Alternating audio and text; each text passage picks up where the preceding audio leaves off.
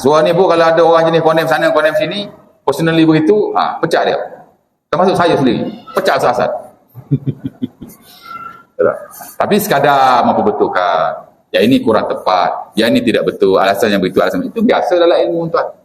Jangan sebab tu nak tendang saya pula.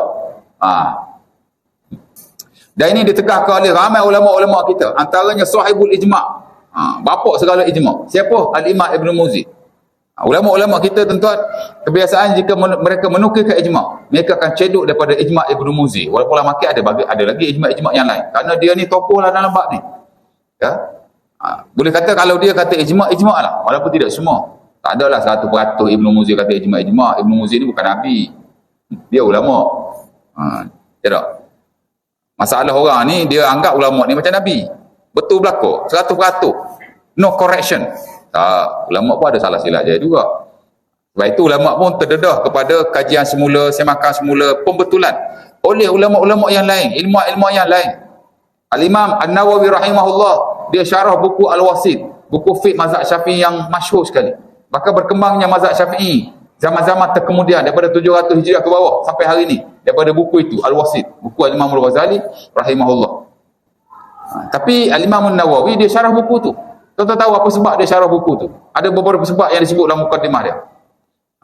Salah satu sebab utama ialah ghalatul ahkam wa fihi kasir. Antara sebab aku syarah buku ni ialah kerana kesilapan-kesilapan hukum, dan dia banyak. Nampak? Jadi tak adalah kata Imam Ghazali mentang-mentang dia hujjatul Islam. Apa lagi?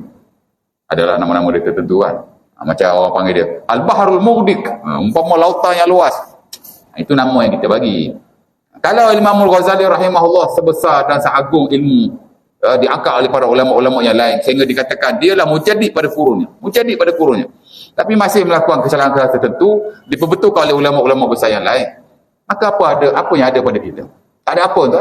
Takat saya kalau tuan-tuan tegur, saya kata you are welcome. You are welcome, salah bahasa Inggeris. You are very very welcome. Betul gitu. Awak dialu-alukan sama sekali. Ada. Pasal kita Ustaz Cokiah je pun. Ya. Jadi Ibn Muzi ala kulli hal banyak yang dia sebut tu betul lah. Tapi sebahagian diperbetulkan oleh ulama yang lain yang dia kata ini bukan ijma'. Dikatakan ijma' oleh Ibn Muzi, tapi ia bukan ijma'. Ala kulli hal kita iktiraf akan ketokohan beliau. Tak adalah kata dia salah satu dua. Dia ni tak boleh pakai ni, tak gitu. Macam Qardawi lah tuan-tuan. Qardawi, ada orang menghina beliau, menghadik beliau, mengecam beliau dan merendah-rendahkan beliau. Personally macam tu, mana boleh. Memanglah Qardawi ada kesilapan-kesilapan tertentu, kekurangan-kekurangan tertentu, dan dia sendiri pun tidak pernah mensucikan dirinya. Tapi janganlah awak kata, aku kalau dengar Rasul Qardawi ni naik bulu roma, berdiri bulu tekuk. Tak boleh pakai Qardawi ni, buku dia buang masuk longkang. Ada orang kata begitu, mengajar secara terbuka, live lagi. Kat Mesir tak pakai Qardawi Azhar tu. Siapa cakap? Memanglah dia ada kekurangan tertentu pasal dia manusia. Tapi keilmuannya diterima seluruh dunia termasuk Malaysia. Malaysia kalau tuan-tuan semak fatwa JAKIM daripada tahun 1990-an, banyak cedok daripada beliau. Kadang-kadang saya tengok tuan-tuan, bulat-bulat dia ambil dari buku Qardawi. Biasanya yang melibatkan isu-isu semasa lah, isu moden macam isu zakat. Itu tuan-tuan, zakat pendapatan wajib semua negeri pakai Qardawi lah tu. Jadi dia memanglah ada kekurangan tertentu pasal dia bukan Nabi. Tapi keilmuan dan ketokohan beliau, semangat dia pada ummah, kita iktiraf lah. Dan kita tak boleh merendah-rendahkan begitu. Kalau dia salah, dah awak bijak pada dia kan. Awak point out apa yang dia salah, kemudian awak jelaskan lah. Umpama yang dilakukan oleh pendakwah-pendakwah lain yang lebih berdisiplin.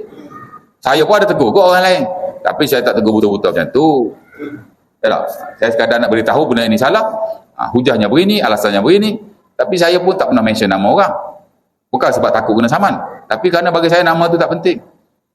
Hatta kalau tuan lihat ulama-ulama besar macam Nawawi, bukan saja buku Al-Wasit yang dia karang kerana nak perbetulkan hukum yang dibuat oleh Al-Imam Al-Ghazali, dalam buku-buku dia yang lain seperti Al-Azkar, dia ada sebut ada benda-benda yang dilakukan, yang disebutkan, yang dituliskan oleh ulama-ulama terdahulu yang aku rasa silap, aku nak perbetulkan, tapi aku tak nak sebut nama mereka, dan aku tak nak rendahkan kelebihan dan kebesaran mereka, tapi benda ni perlu aku perbetulkan. Dia ambil inisiatif tanggungjawab. Itu amanah tuan. Disiplin lah tu. Ada orang ni dia tak berdisiplin, dia cakap ikut suka saja. Baik. Surah ni pun kalau ada orang jenis konem sana, konem sini, personally begitu, pecah dia. Termasuk saya sendiri. Pecah asal-asal. Tapi sekadar memperbetulkan. Ya ini kurang tepat. Ya ini tidak betul. Alasan yang begitu, alasan itu biasa dalam ilmu tuan. Jangan sebab tu nak tendang saya pula. Tapi jangan ingat surau je boleh tendang ustaz. Ustaz pun banyak surau ustaz tendang. Ingat surau je boleh pecah ustaz. Ustaz boleh pecah surau. Okey.